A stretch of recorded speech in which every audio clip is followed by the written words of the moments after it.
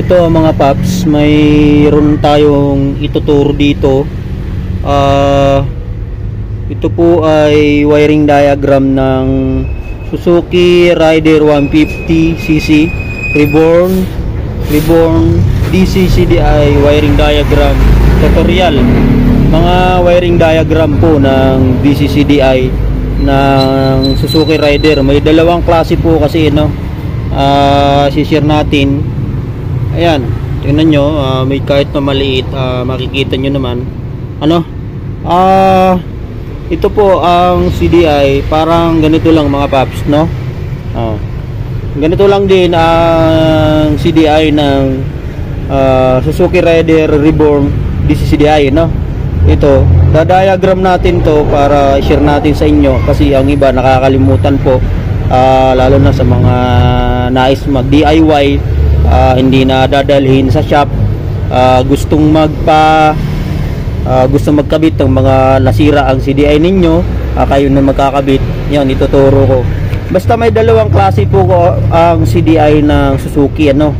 Ang Reborn DCCDI wiring diagram tutorial po. I-share natin ito, no? Ayan na mga paps, para malaman ninyo ang diagram nito at matutunan nyo mag-DIY, na sana makatulong sa inyo sa nais matuto, no mga paps. Sundan nyo lang ito mga paps, diagram nito, masusubaybayan nyo at matututunan nyo na ito mga paps, no? Ito po symbol ng diagram. Kahit ganyan lang po yung mga paps, matututunan nyo yan. Susundan nyo lang po mga sinasabi ko at dinadiagram ko, para masundan nyo, no? Sa mga beginner at gustong mag-aral ng motorcycle wiring, mahalaga po ito ang mga ganitong tutorial kasi may iba't iba po kasi ang diagram or symbol or color code ng bawat motorcycle, ano. Ano mga paps, no? Suzuki Rider 150 Reborn DCCDI wiring diagram tutorial. Ganito na lang, kahit na magulo, maintindihan nyo naman ito mga paps, no? Sundan nyo lang mahigi mga paps, no? Ito, yan, tinan nyo yung diagram na ito. At ito, ganyan natin, no? Yan, yung bandang yan mga paps, ang kulay po niyan orange, no? Dito po yan sa Reborn DCCDI, orange po yan, orange, di ba? Ang orange po ay sa accessories po yan mga paps. 12 volt mismong sa susian yan mga pap, nakakabit, ano, sa susian yan, no? Yan ha. At next natin itong sa baba niya. At ito, ang kulay naman po niyan mga pap ay green white, ano, sabi natin green white. Ay lang. Ayan. Yan, green white po niyan ay sa ano po yan mga paps? Sa pulser, no?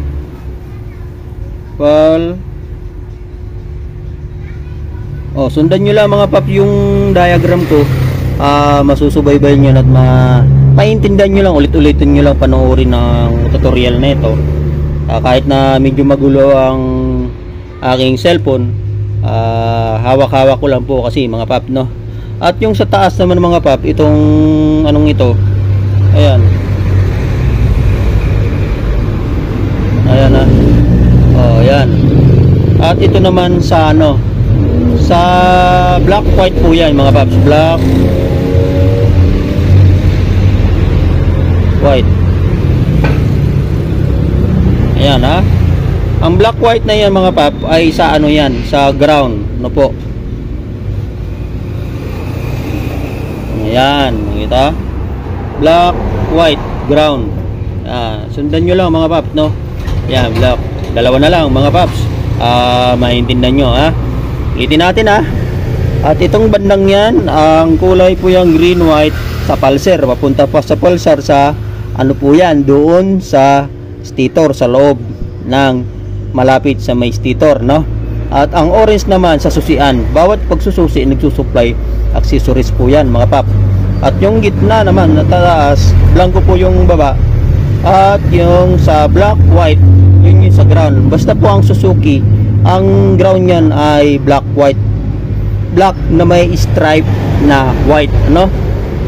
At next naman natin ito. Yan.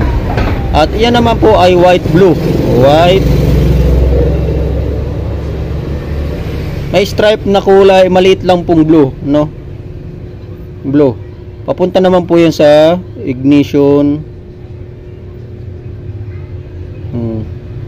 coil. Ignition coil, doon naman po yan papunta sa may spark plug, ano po.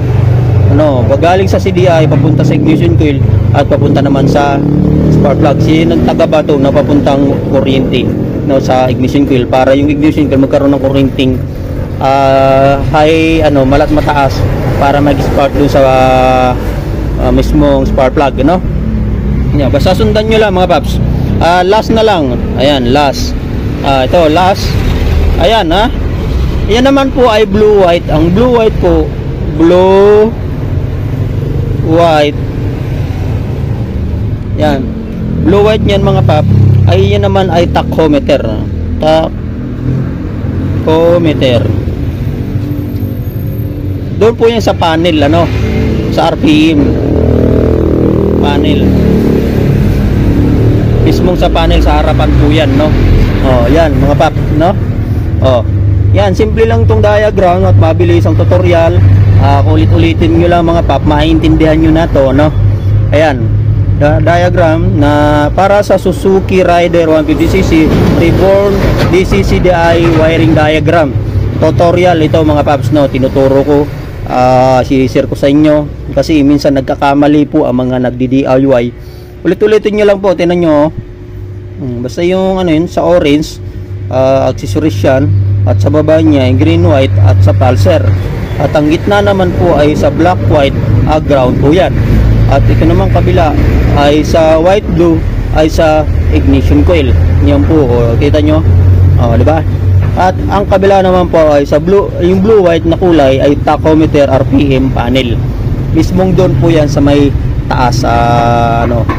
Yan. Mga paps, paki-share na lang po ang aking YouTube.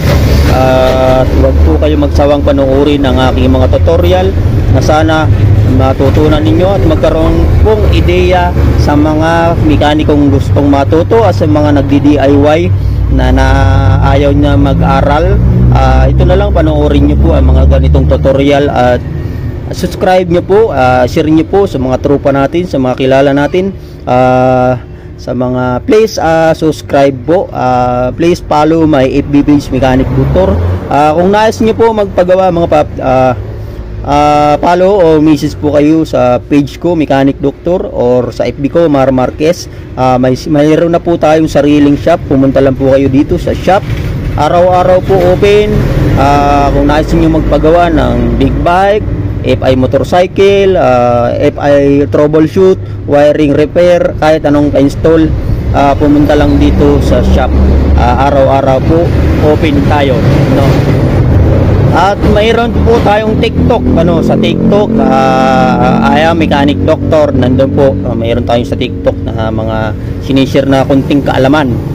Yan mga pap, itong tinuro natin ay Suzuki Rider 150 Reborn DCCDI wiring diagram tutorial.